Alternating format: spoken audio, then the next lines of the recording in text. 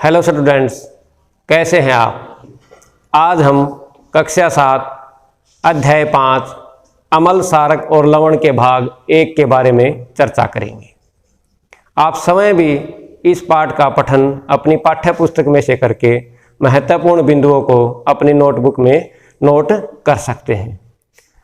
इस पाठ को पढ़ने का हमारा उद्देश्य यह है कि आप इस वीडियो के अंत में निम्न सीखने में सक्षम हो जाएंगे।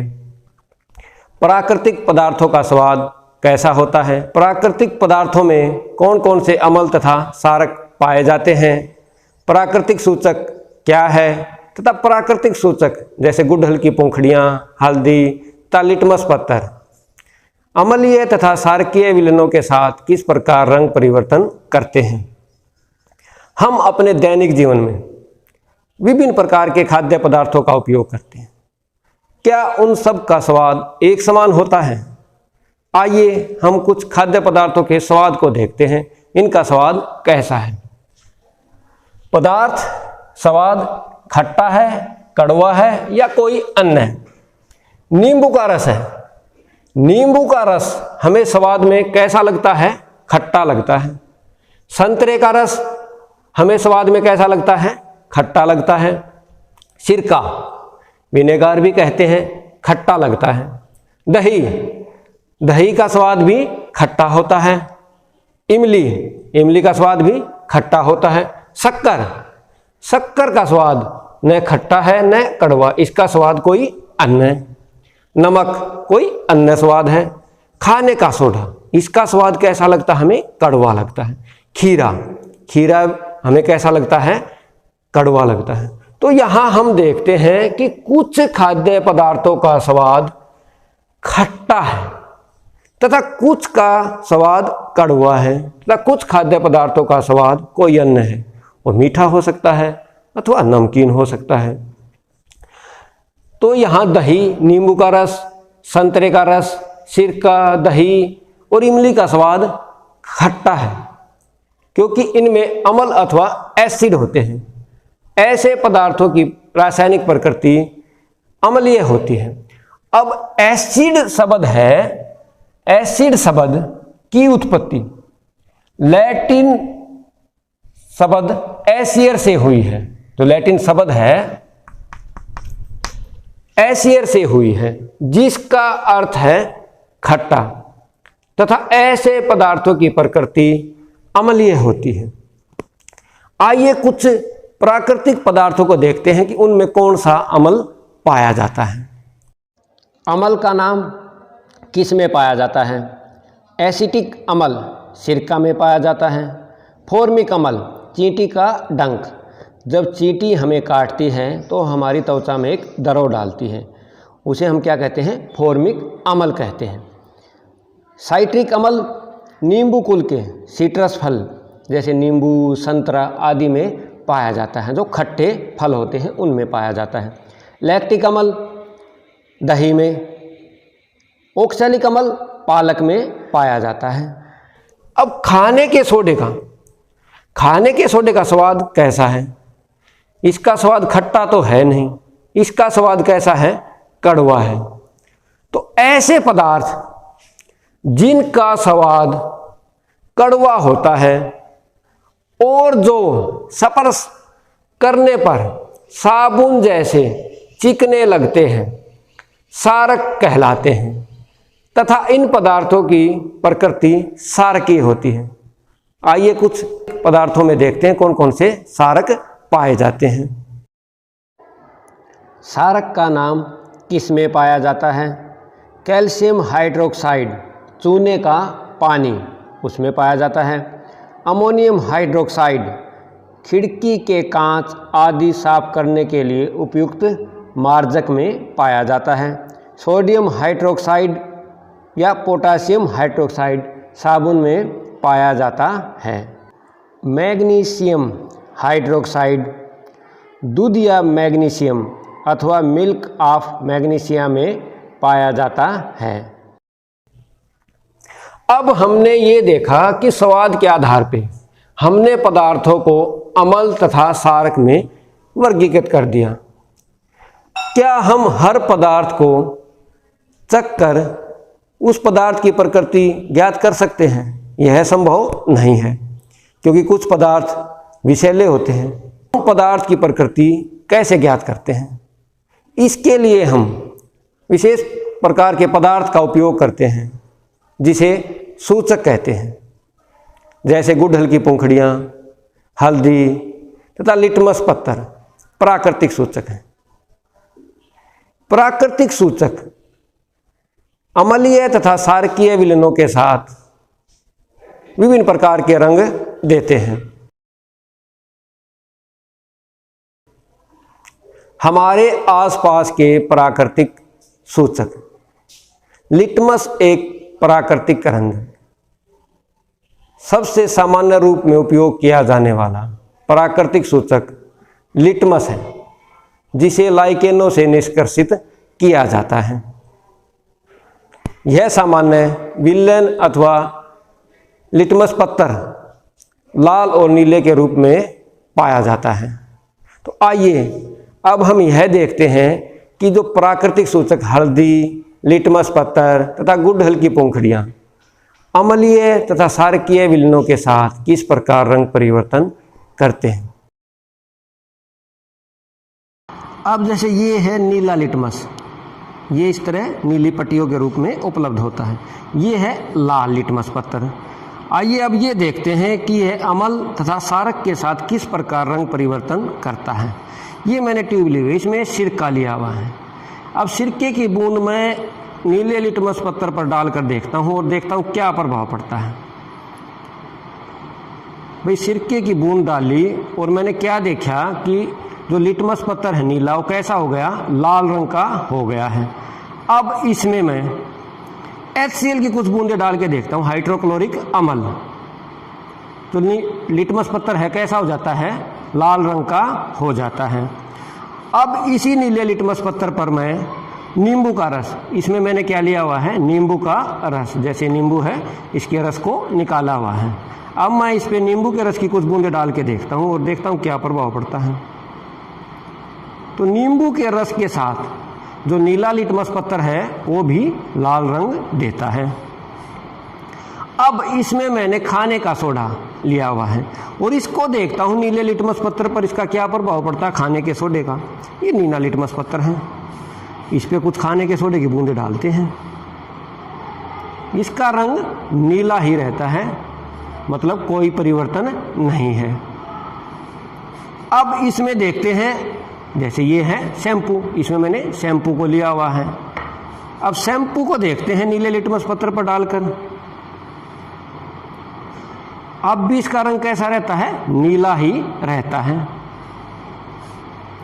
अब नीले लिटमस पत्थर पर मैं नमक, इसमें मैंने नमक का विलयन लिया हुआ है, भाई नमक को डाल के देखता हूँ क्या प्रभाव पड़ता है। कोई प्रभाव नहीं है, मतलब इसका रंग चेंज नहीं होता है। अब इसमें देखते हैं वही नीले लिटमस पत्थर पर शक्कर का विलयन, इसमें हमने शक्कर का विलयन डाला हुआ है, कोई परिवर्तन नहीं है, मतलब नीला ही रंग रहता है इसका। अब देखते हैं हम इसमें आसू जल लिया हुआ है हमने, इसमें हमने आसू जल लिया हुआ है, भाई आसू जल के साथ देखते हैं क्या प्रभाव होता है। कोई रंग परिवर्तन नहीं है इसका। तो हमने देखा भी नीला लिटमस भी सिरके के साथ लाल रंग देता है, हाइड्रोक्लोरिक अम्ल के साथ लाल रंग देता है, नींबू के रस के साथ लाल रंग देता है, जबकि सोडा, जो खाने का सोडा, उसके साथ कोई रंग परिवर्तन नहीं है, तथा शैम्पू के साथ रंग परिवर्तन नहीं है। इसी प्रकार नमक, शक्कर का जो विलयन है और आसू जल, उसके साथ कोई रंग परिवर्तन नहीं है। अब यही हम लाल लिटमस पत्थर पर करके देखते हैं कि क्या प्रभाव पड़ता है।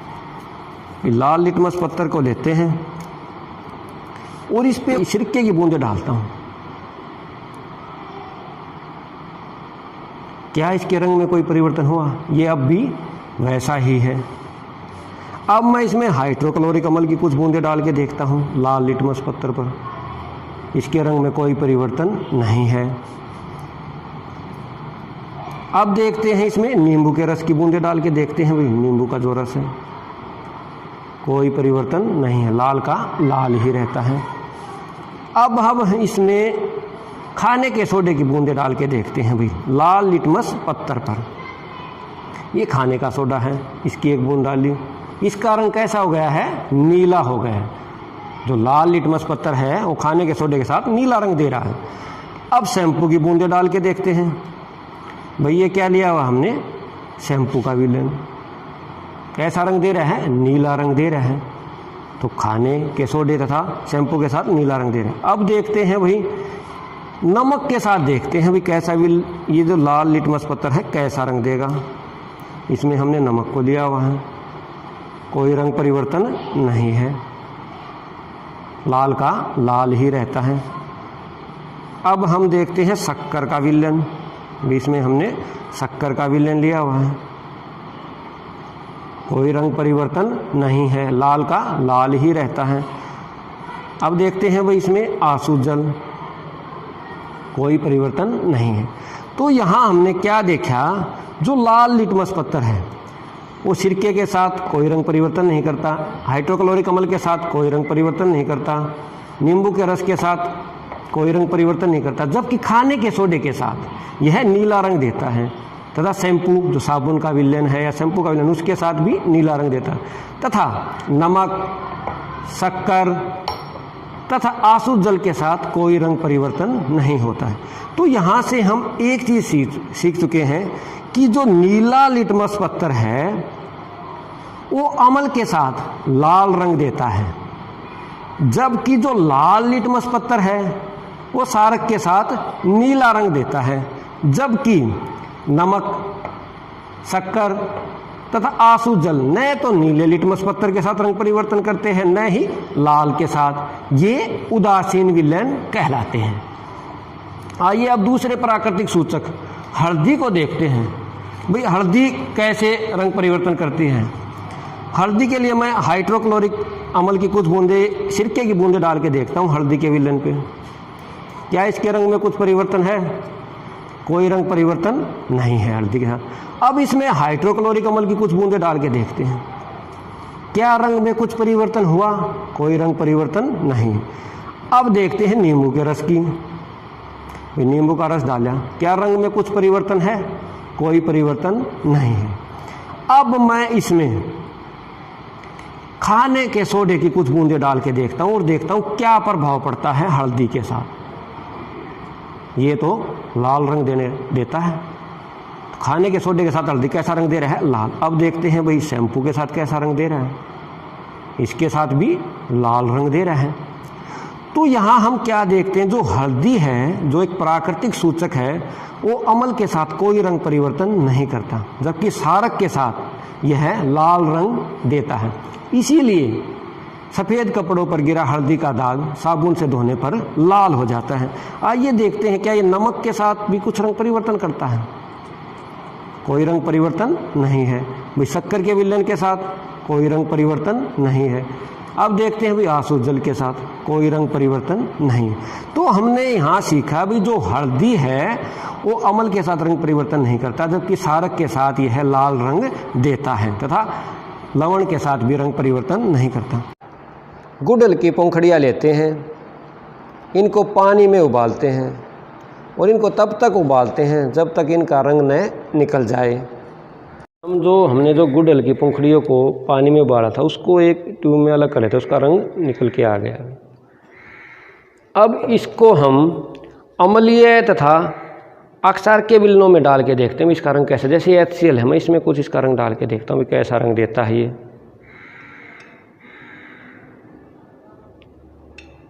ये हल्के हल्के मैजेंटा रंग का हो जाता है। अब मैं इसी को अक्षार के विलयन में डाल के देखता हूँ। भाई ये हमने क्या सोडियम हाइड्रोक्साइड खाने का सोडा लिया हुआ है, इसका रंग कैसा हो जाता है? हरे रंग का हो जाता है। तो ये जो गुड़हल की जो पंखुड़ियाँ हैं वो अम्लीय विलयन के साथ गुलाबी रंग देती हैं, जबकि अक्षार के विलयनों के साथ यह हरे रंग का हो जाता है।